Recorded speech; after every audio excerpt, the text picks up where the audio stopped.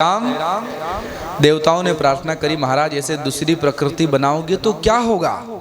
तब विश्वामित्र जी रुके और त्रिशंकु वहीं टंगा रह गया।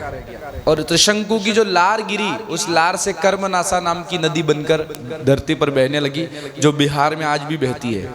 उस कर्मनासा नदी में यदि कोई स्नान कर ले तो उसके सारे पुण्य नष्ट हो जाते हैं, इसलिए उसके किनारे रहने वाले लोग भी उसमें नहीं नहाते।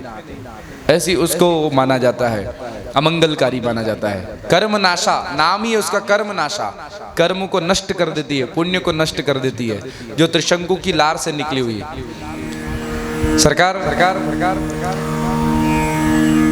10-10 हजार वर्ष तक विश्वामित्र जी की साधना चलती, यहाँ तक कि इंद्र का सिंहासन जब डोलता तो इंद्र कभी मेनका को, कभी किसी को, अप्सराओं को भेजता, और विश्वामित्र जी अप्सरा के साथ कुछ समय बिता करके और वापस साधना में बैठ जाते। लेकिन उन्होंने साधना करना नहीं छोड़ा और साधना करते रहे। सारे लोग उनको ब्रह्मर्षि मानने लगे, केवल एक को छोड़कर, वशिष्ठ जी को छोड़कर। वशिष्ठ जी ने उनको ब्रह्मर्षि नहीं माना और विश्वामित्र जी को हमेशा यही चुभता था कि ये वशिष्ठ मुझे ब्रह्मर्षि क्यों नहीं मानता। पूरी दुनिया मानती है कि मैं ब्रह्मर्षि हूँ, ऐसा तप मैंने किया है, ये वशिष्ठ क्यों नहीं मानता। एक दिन तो आया क्रोध विश्वामित्र जी को, और विश्वामित्र जी आधी रात में कुल्हाड़ा हाथ में लिया और कुल्हाड़ा हाथ में लेकर के वशिष्ठ जी को मारने चल पड़े। आधी रात का समय, कुटिया में वशिष्ठ जी और उनकी पत्नी अरुंधति दोनों विश्राम कर रहे थे। कुटिया में विश्राम करते करते अरुंधति माता और वशिष्ठ जी की चर्चा चल रही थी, और उसी समय विश्वामित्र आए और कुटिया के साइड में ऐसे छिपकर बैठ गए कि मौका मिलेगा इनकी गर्दन काट दूंगा। तब उन्होंने चर्चा सुनी कि चर्चा क्या कर रहे हैं, तो दोनों चर्चा कर रहे थे। अरुंधति माता ने पूछा, स्वामी आज की चांदनी देखी आपने, क्या चमक रही है, क्या चंद्रमा की रोशनी है। तो वशिष्ठ जी ने कहा कि देवी, ये जो चांदनी है ना, ये चांदनी आज ऐसी लग रही है जैसी विश्वामित्र जी की तपस्या हो। इस समय यदि कोई सबसे बड़ा तपस्वी है तो वो है विश्वामित्र। क्या बढ़िया तपस्या है, क्या तपस्या का तेज फैल रहा है, वाह वाह देवी।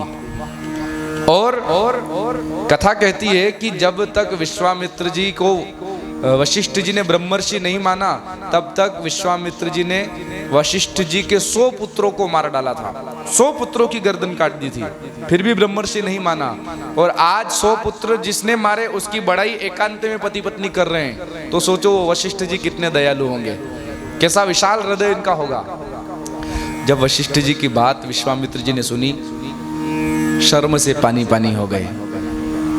मन में जितना भी मेल था सारा मेल धुल गया कि मैंने जिनके 100 पुत्र मार डाले, जिनको मैं मारने के लिए आया हूं, और वो एकांत में बात भी कर रहे हैं तो मेरी प्रशंसा कर रहे हैं। शर्म से पानी पानी हुए। आधी रात में दरवाजा खटखटाया, वशिष्ठ जी ने दरवाजा खोला। विश्वामित्र जी यूं कुल्हाड़ा लेकर खड़े थे गर्दन काटने के लिए, लेकिन जो वशिष्ठ जी को देखा, कुल्हाड़ा नीचे गिरा, चरणों में पड़े, और जो चरणों में गिरे तो वशिष्ठ जी ने उठाया, तो क्या कहकर उठाया, उठो ब्रह्मर्षि उठो। और जो उठो ब्रह्मर्षि कहकर उठाया तो विश्वामित्र जी कहने लगे, सरकार मैंने आपके 100 पुत्रों को मारा, तब तक आपने ब्रह्मर्षि नहीं माना। आज आपको मारने के उद्देश्य से मैं आया तो भी आपने ब्रह्मर्षि नहीं माना, और मैं आपके चरणों में गिरा हूं और आप कह रहे हो उठो ब्रह्मर्षि उठो, क्यों। तब वशिष्ठ जी ने कहा कि एक भी व्यक्ति के अपमान करने की भावना मन में है तब तक व्यक्ति ब्रह्मर्षि नहीं बन सकता। श्री राम जय राम। और आज तक आपके मन में किसी के प्रति वैर नहीं रहा, साधना से सब वैर धुल गया, बस मेरे प्रति था, और आज मेरे प्रति जो वैर था वो भी गल गया, तो अब तुम ब्रह्मर्षि बन गए हो। बहुत बड़ा पद होता है ब्रह्मर्षि, किसी के प्रति वैर भाव न हो, और हम चाहे कितना भी रोक ले, लेकिन हमारा किसी न किसी से वैर भाव होता ही है? ज्यादा नहीं तो पड़ोसी से तो होता ही है। वो कचरा सुबह से थोड़ा सा इधर करके देखें हैं, माताओं बहनों का ऐसा वॉल्यूम निकलता है ना, फिर उस समय हमारे मालवा में कहते हैं, मध्य प्रदेश में, काचड़ो दईन लड़वा जावे। श्री राम जय राम। मतलब वो साड़ी को ऐसे खोज करके कमर में, फिर लड़ने जाती, कचरा इधर कर दिया, मैं बता दूं। यहाँ आप कीर्तन करवाओ, आवाज नहीं निकलेगी। श्री राम जय राम, देखो इतनी सी निकली। और वहां जिस दिन झगड़ा हो जाए उससे प्रेमराज सर नहीं लगता, नहीं निकलती होगी आवाज। किसकी निकलती होगी? सविता ही नहीं। श्री राम जय राम, भावना बेन नहीं हो। यहाँ जितने सदस्य बता रहे, मुझे नहीं लगता इनमें से किसी की आवाज निकलती होगी। रंजना बेन नहीं ना, अनिता बेन नहीं निकलती ना? हाँ नहीं निकल, फिर तो अच्छा है। नहीं तो कई बार हमने देखा है यूं ऐसी शांत बैठी रहती, पर अगर पड़ोसिन से झगड़ा हो जाए, उसने कचरा इधर फेंक दिया या इधर का कचरा, कुछ भी बात को लेकर के, फिर देखो आप ऐसा यहाँ से ये साउंड बॉक्स कम पड़ते हो, हाँ गला भी नहीं बैठता, ऐसी आवाज निकलती है। श्री राम जय राम बड़ी जबरदस्त है। आज किसी के भी अपमान की भावना मन में न हो तब व्यक्ति ब्रह्मर्षि बनता है। वशिष्ठ जी ने ब्रह्मर्षि माना विश्वामित्र को, और वही विश्वामित्र जंगल में रहते हैं। लेकिन आज तुलसी बाबा यहाँ लिख रहे हैं, गाधी तने मन चिंता व्यापी। ये जो अभी हमने कथा सुनी, ये रामचरितमानस की नहीं, ये अन्य पुराणों की चर्चा है। जो अन्य पुराणों को हम पढ़ते हैं आए दिन, तो उनकी और गुरुजी से सुनने जो मिलता है उनकी चर्चाएं हैं। रामचरितमानस में तो केवल लिखा है कि गादी तनय मन चिंता व्यापी। अब गादी तनय तो गादी कौन, गादी के पुत्र कैसे, विश्वामित्र कैसे, क्षत्रिय होते हुए ब्राह्मण कैसे, ये सारी चर्चा मुझे याद आई, हमने क्लियर करी। चिंता क्या हुई? हरि बिन मरहि निशीचर पापी, तब मुनि बर मन कीन विचारा, प्रभु अवतरे हरन मही भारा। तब मुनि बर मन कीन विचारा, प्रभु अवतरे हरन मही भारा। तब मुनि बर मन कीन विचारा, प्रभु अवतरे हरन मही भारा। श्री राम जय राम जय जय राम, श्री राम जय राम जय जय राम, श्री राम जय राम जय जय राम, श्री राम जय राम जय जय राम। तब मुनिबर मन कीन विचारा, प्रभु अवतरो हरण मही बारा। भगवान का अवतार हुआ है धरती का भार हरण करने के लिए, तो मैं उन्हें मांगने जाऊंगा। देखो मांगना कितना बुरा है बटू भाई, मांगना कितना बुरा है, ये इस प्रसंग से हम समझ सकते हैं। विश्वामित्र जी महामुनि, विश्वामित्र जी को क्या संबोधन दिया? विश्वामित्र महामुनि, यानी महामुनि। पर मांगने का विचार बनाया, तब महामुनि से क्या हो गए? तब मुनिबर मन कीन विचारा, मन में विचार किया कि मांगने जाऊंगा, इतने में डिमोशन हो गया, महामुनि से मुनिबर हो गए। और जब चल ही दिए कि चलो राम को मांग कर लाऊंगा, राम लक्ष्मण को मांग कर लाऊंगा और राक्षसों का संहार करवाऊंगा, जब चल दिए और अयोध्या पहुंच गए, और महाराज दशरथ को पता चला, मुनि आगमन सुनी जब राजा, मिलन गयो ले विप्र समाजा। मुनि आगमन सुनी जब राजा, दशरथ जी ने जब सुना कि मुनि आए हैं, तो मिलन गयो ले विप्र समाजा, ब्राह्मणों को साथ लेकर के मिलने गए। किससे मिलने गए? मुनि आगमन सुनी जब राजा, महामुनि, मुनिबर, और चल ही दिए तो मुनि। फिर वो मुनिबर वाला विशेषण भी हटा दिया, केवल मुनि। और जब वहां पहुंचे तो चरण पखार की नति पूजा, मौसम धन्य आज नहीं दूजा। दशरथ जी महाराज, वैसे तो दशरथ जी बहुत डरते हैं, विश्वामित्र जी आ गए, क्योंकि ये विश्वामित्र कौन है? जिन्होंने हमारे गुरुजी के 100 पुत्रों को मार डाला, ये वो विश्वामित्र है। हमारे गुरुजी की गाय छीनकर जाने वाले थे, ये वो विश्वामित्र है। इनके भाई, इनके मामा के बेटे परशुराम ने हमारे कुल के हेह वंश के क्षत्रियों को 21 बार मारा है, ये वो विश्वामित्र है। आज अचानक इनका कैसे आना हो गया? तो डर गए दशरथ, लेकिन फिर भी ब्राह्मणों को साथ में लिया, चरण पखारे, आसन बिठाया बिछाया और पूछा, महाराज के ही कारण आगमन तुम्हारा, कहूँ सो करत न लावो बारा। डरते डरते पूछ ही लिया दशरथ जी ने, महाराज कैसे आना हुआ? क्योंकि ये विश्वामित्र, अच्छा इनकी एक और घटना आपने सुनी होगी। ये विश्वामित्र वही है बहुत याद आता हो, ये विश्वामित्र वही है जिन्होंने हरिश्चंद्र को कहा कि मुझे दो भिक्षा चाहिए, और कहा भी कब? स्वप्न में।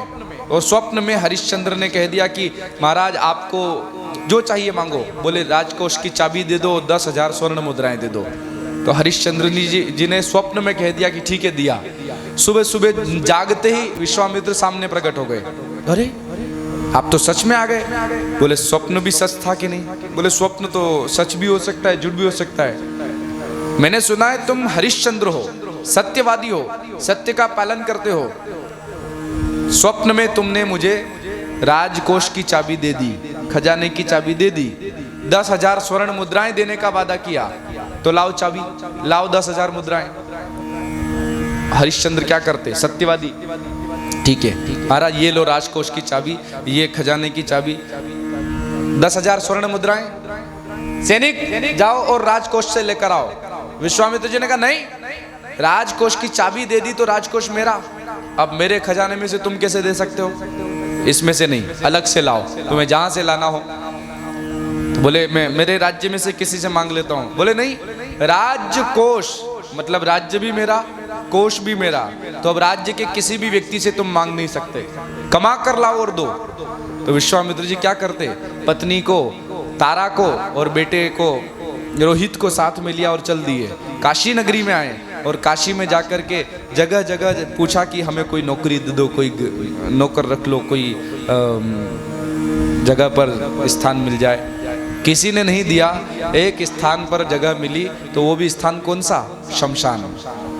चांडाल की नौकरी मिली। सत्यवादी की जब परीक्षा ली जाती है ना, तो जैसे सोना तपाया जाता है ना, ऐसे उसके सत्य की परीक्षा होती है। इतना कसा जाता है। पर सुनो, जितना सोने को कसौटी पर कसा जाता है, उतना ही सोने में निखार आता है। जीवन में जब ठाकुर जी कसौटी पर कसे, तो उस समय डरना नहीं, घबराना नहीं, बस दृढ़ संकल्प लेकर के अडिग खड़े रहो कि ठाकुर जी हमें निखारने की तैयारी में है। डरना नहीं, हटना नहीं, बिखरना नहीं, निखरना है, और आगे निखरता है व्यक्ति। आज विश्वामित्र जी ने, हरिश्चंद्र जी ने चांडाल की नौकरी करी। जो भी मुर्दा आता तो उस मुर्दे से कर, मुर्दे के साथ वाले को बोलते कि इसके लिए कर दो, तब जलाया जाएगा। जो कर मिलता उसमें से आधा मालिक को देते और आधा उनको मिलता था तनख्वाह। इस प्रकार उन्होंने नौकरी करी। पत्नी को, तारा को कहा तुम कहीं नौकरी ढूंढो, तो पत्नी ने एक ब्राह्मण देवता के घर पर बर्तन मांजने का काम उनको मिला। कैसी परीक्षा विश्वामित्र जी के द्वारा ली गई। तारा ब्राह्मण देवता के घर पर बर्तन मांजती, लेकिन एक दिन ऐसी घटना घटी कि तारा के पुत्र रोहित को सांप ने काट लिया। जब सांप ने काटा तो कोई परिचित नहीं, कोई पूछने वाला नहीं, कोई उठाने वाला नहीं। तारा ने गोद में अपने बालक रोहित को उठाया और लेकर शमशान की ओर चली। शमशान में जैसे ही प्रवेश करने लगी तो हरिश्चंद्र वहां दरवाजे पर खड़े थे। हरिश्चंद्र जी ने कहा नहीं, अंदर नहीं जा सकती, पहले कर दो तब प्रवेश मिलेगा, नहीं तो यहां जलाने नहीं दूंगा। महाराज मैं आपकी पत्नी, ये आपका पुत्र है रोहित। बोले नहीं, मुझे जो नौकरी मिली है मैं उस नौकरी को पूर्ण निष्ठा के साथ करूंगा। भले ये पुत्र है हमारा, भले तुम मेरी पत्नी हो, लेकिन जो कर यहां देना होता है वो देना ही पड़ेगा। आधी साड़ी फाड़ करके, और तारा ने कहा अभी तो यही है, कर के रूप में ये ले लो, और उस आधी साड़ी को ऐसे डाला अपने शरीर पर, आधी साड़ी कर के रूप में दी और अंदर पहुंची। तब विश्वामित्र फिर आ गए, इतनी देर क्यों कर रहे हो? कहा महाराज थोड़ा समय और दीजिए, मैं बस करता हूँ थोड़ी दिनों में। और जैसे ही रोहित को जलाने लगे तब विश्वामित्र ने कहा कि चिंता मत करो हरिश्चंद्र, मैं तुम्हारे सत्य की परीक्षा ले रहा था, तुम सत्य में पास हुए, जाओ तुम्हें तुम्हारा राज्य भी दिया, कोष भी दिया। श्री राम जय राम। झूठे व्यक्ति की परीक्षा हो या न हो मालूम नहीं, पर सत्यवादी की परीक्षाएं बहुत होती है। जो सच पर चलता है, सही मार्ग पर चलता है, उसकी परीक्षाएं बहुत होती है। क्यों? क्योंकि भगवान और निखारना चाहते हैं। श्री राम जय राम। आज विश्वामित्र जी जैसे ही आए तो राजा दशरथ घबराए कि ये वही है जो हमारे पूर्वज हरिश्चंद्र के समय आए थे, ये वही है जो हमारे गुरुजी के 100 पुत्रों को जिन्होंने मारा था। ये क्यों आए? लगता है हमारे कुल में किसी के नाम के आगे चंद्र होता है तभी आते हैं। पहले हरिश्चंद्र हुए तब आए, आज रामचंद्र हुए तब आए, मतलब नाम में गड़बड़ी है। चंद्र जिसके पास लगा, पीछे लगा कि ये विश्वामित्र आए। तो घबराते घबराते पूछा महाराज कहीं कारण आगमन तुम्हारा? विश्वामित्र जी ने कहा असुर समूह सता वही मोही, मैं जाचन आयो नृप तो ही। ये असुर लोग मुझे बहुत परेशान करते हैं, इसलिए मैं तुम्हारी परीक्षा लेने आया हूँ, क्या तुम हमारी सहायता करोगे? कहा महाराज आप जो कहो वो देने को तैयार। बोले ज्यादा कुछ नहीं, अनुज समेत देहु रघुनाथा। अनुज समेत अर्थात छोटे भाई के समेत देहु रघुनाथा, मुझे ज्यादा कुछ नहीं चाहिए, आपका बेटा चाहिए और वो भी छोटे भाई के साथ। अच्छा, राम लक्ष्मण भरत शत्रुघ्न 4 भाई हैं। अनुज समेत देहु रघुनाथा कालानी जी। तो राम जी के अनुज तो भरत जी भी हैं, राम जी के अनुज लक्ष्मण जी भी हैं, और राम जी के अनुज शत्रुघ्न जी भी हैं। फिर लक्ष्मण जी को ही क्यों दिया? भरत जी को भी दे सकते थे, शत्रुघ्न को भी दे सकते थे। विचार आता है। हमारे महात्मा लोग कहते हैं कि जैसे ही विश्वामित्र आकर बैठे, राम जी आए, प्रणाम किया, इस तरफ खड़े हो गए। भरत जी आए, प्रणाम किया, इस तरफ खड़े हो गए। लक्ष्मण जी आए, प्रणाम किया, इस तरफ खड़े हो गए। शत्रुघ्न जी आए, प्रणाम किया और इस तरफ खड़े हो गए। तो राम लक्ष्मण इधर, भरत शत्रुघ्न इधर। आज जब विश्वामित्र जी ने मांगा तो क्या कहा? अनुज समेत देहु रघुनाथा। ये इस अनुज के समेत रघुनाथ जी को दे दो। कौन से अनुज के समेत? लक्ष्मण के साथ। क्यों? क्योंकि इन्हें मालूम है कि आगे जाकर के परशुराम जी से भेंट होगी। जब स्वयंवर में धनुष तोड़ा जाएगा तब परशुराम जी आएंगे, और परशुराम तो परशुराम है, उनसे सामना करने के लिए राम जी नहीं, कोई तेज तर्राट व्यक्ति चाहिए। अच्छा, भरत जी को ले जाते तो राम जी जितने सीधे साधे ना, भरत जी उनसे 10 गुना ज्यादा सीधे साधे। अगर राम और भरत को साथ में ले जाते, उधर परशुराम आए जब जनकपुर में धनुष भंग के समय, तो राम जी अगर हाथ जोड़ते ना तो भरत जी तो दंडवत करते, महाराज माफ कर दो, गलती हो गई भाई साहब से। इसलिए विश्वामित्र जी को मालूम कि यह अनुज नहीं चाहिए, वो चाहिए। कौन? वो लाल मिर्ची लक्ष्मण। और लक्ष्मण कैसी लाल मिर्ची हो आगे जाकर हम सुनेंगे। हाँ, परशुराम जी को खरी खोटी यदि किसी ने सुनाई है तो लखन लाल जी ने ही सुनाई है। श्री राम जय राम। शायद कल की कथा में हम वो प्रसंग सुनेंगे। श्री राम जय राम। राम लक्ष्मण को जब मांगा,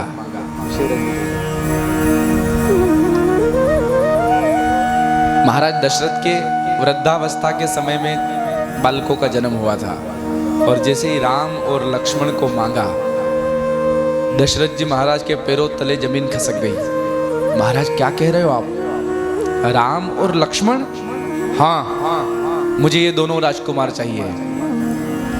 महाराज, मांगो भूमि धेनु धन कोशा। आप भूमि मांग लो, हजारों गाय मांग लो, धन मांग लो, कोश मांग लो, सर्वस देहूं आज सहरोषा। सब कुछ देने को तैयार, लेकिन चौथे पन नृप पायऊ सुत चारी। चौथेपन में जाकर 4 पुत्र हुए हैं। विप्र वचन नहीं कहे विचारी। हे विप्र देवता, आपने सोच समझ करके नहीं मांगा। आपने तो राम और लक्ष्मण मेरी दोनों आंखें मांग ली। आंखों को दान करके फिर मैं कैसे देखूंगा? इसलिए महाराज आप भूमि मांगो, गाय मांगो, धन मांगो, कोष मांगो, पर राम लक्ष्मण को मैं नहीं दे सकता। सब सुत मोहि प्राण की नाई, राम देत नहीं बनत गोसाई। सब सुत जो हैं सारे पुत्र मुझे प्राणों से प्यारे हैं, लेकिन उनमें राम देत नहीं बनत गोसाई। राम को तो मैं बिल्कुल नहीं दे सकता, क्योंकि राम तो मुझे प्राणों से भी प्यारा है। इसलिए महाराज कुछ और मांग लो। विश्वामित्र महामुनि ज्ञानी, महामुनि। तब मुनिबर मन कीन बिचारा।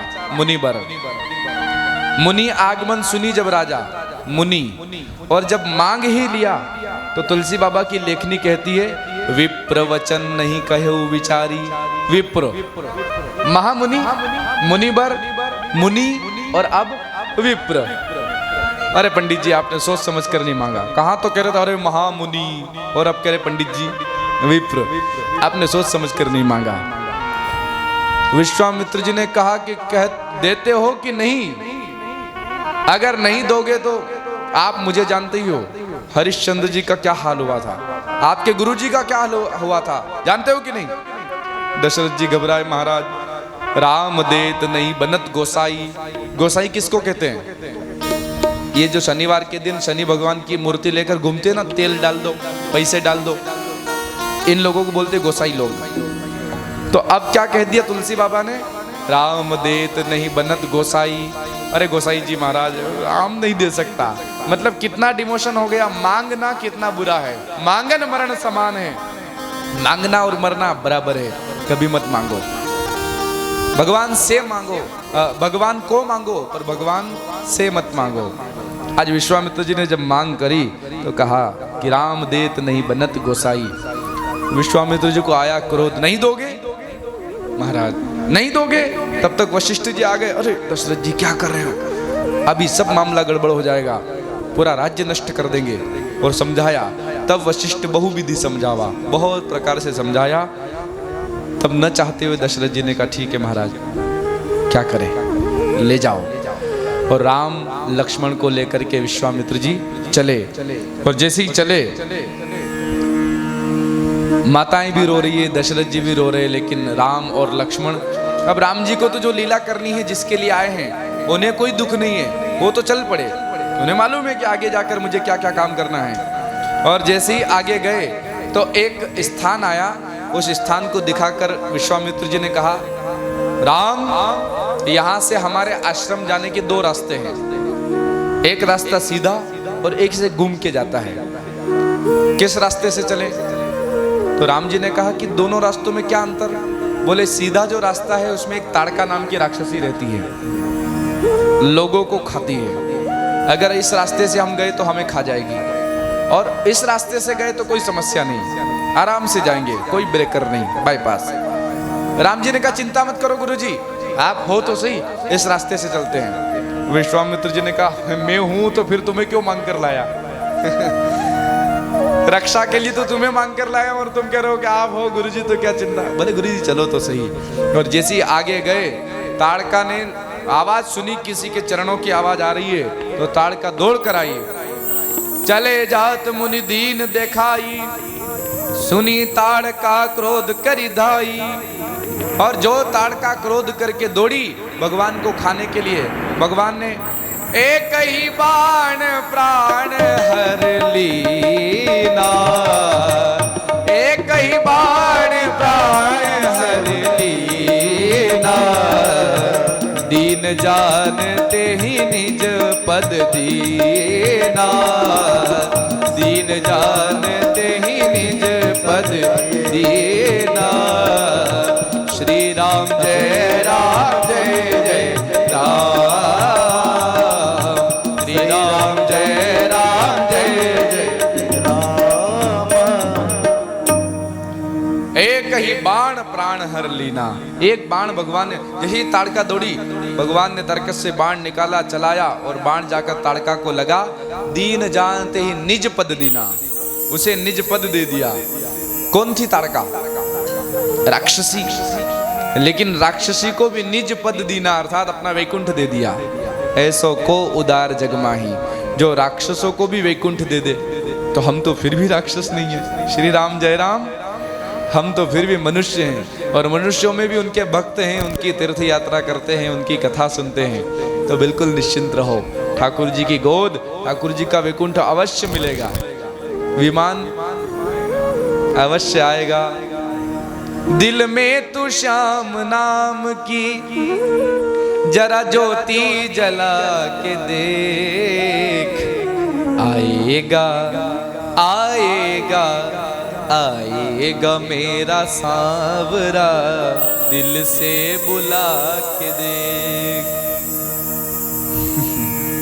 अच्छा, आखिरी दिन विमान यहाँ आ जाए तो कितने लोग चलना चाहेंगे? बोलो भाई। ऐसे ऊंचे हो रही हूं, मतलब अभी भी संशय है कि जाएं कि नहीं जाएं, हैं? कई हाथ तो इसलिए खड़े हो रहे हैं कि महाराज हमारे पति देवता सोच रहे, पत्नी ने हाथ खड़ा कर दिया, ये चली जाएगी तो ये तो यहाँ वैसे ही स्वर्ग हो जाएगा। बहू सोच रही है कि सास ने हाथ खड़ा कर दिया, सास चली जाएगी तो यही स्वर्ग हो जाएगा। और सास सोच रही बहू ने हाथ खड़ा कर दिया तो ये वैसे ही स्वर्ग। खैर, लोग चाहते जरूर हैं, परेशान हो गए दुनिया से, कुछ नहीं रखा। पर अगर मौत सामने आ जाए ना तो मरना कोई नहीं चाहता। श्री राम जय राम। एक बुढ़िया गोबर ऐसे भर रही थी, बेचारी बूढ़ी हो गई, बच्चे पूछते नहीं थे तो परेशान होकर उसने कहा आजकल यमराज भी मेरी नहीं सुनता। तो यमराज उधर से ही जा रहे थे। उन्होंने कहा अरे भाई, हम तो एक सेकंड देर नहीं करते, जिसकी जितनी उम्र लिखी है एक पल उसको ज्यादा नहीं देते। ये बुढ़िया कौन है जो कह रही कि यमराज नहीं सुनता? तो यमराज आ गए और वो लंबा सा शरीर, मुकुट, मुद्गल लेकर के। बुढ़िया ने देखा, कौन हो आप? बोले हम हैं यम। अरे ये तो सच में आ गए। बोले क्यों आए हो? बोले आप याद कर रही थी कि यमराज नहीं सुनता। हाँ आ गए आप क्या कर?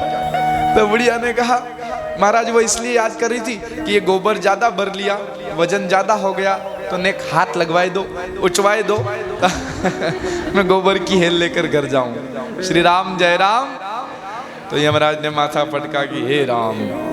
पर जिस समय ये काल आ जाएगा ना तब पता भी नहीं चलेगा। कौन जाने सके काढ़ने रे। चार